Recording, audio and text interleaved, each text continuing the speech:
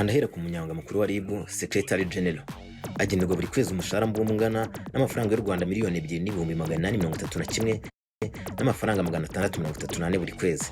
Umunyamabanga mukuru wa RIB agenerwa ibindi bimufasha gutunganya umurimo bikurikira: amafaranga y'u Rwanda 100,000 y'itumanaho rya telefone, internet na fax byo mu biro bya buri kwezi, amafaranga y'u Rwanda 40,000 y'itumanaho rya internet rigendanwa buri kwezi, amafaranga y'u Rwanda 150,000 y'itumanaho rya telefone igendanwa buri kwezi, amafaranga y'u Rwanda 300,000 yo kwakira abashyitsi mu kazi buri kwezi anyuzwa kuri konti ya RIB, amafaranga y'u Rwanda 500,000 y'icumbi buri kwezi. Aya mafaranga y'icumbi ntahambwa umunyamabanga wa RIB iyo yahawe na leta inkunga y'icumbi yatanzwe ingunga imwe ingana na miliyoni 12 z'amafaranga y'u Rwanda mu gihe hakurikijwe amategeko yabigengaga.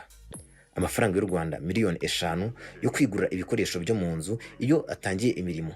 Aya mafaranga atangwa rimwe gusa kabone n'ubwo habaho guhindurirwa umwanya w'umurimo.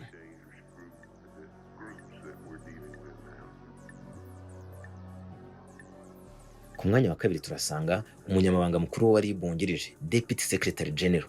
Umunyamabanga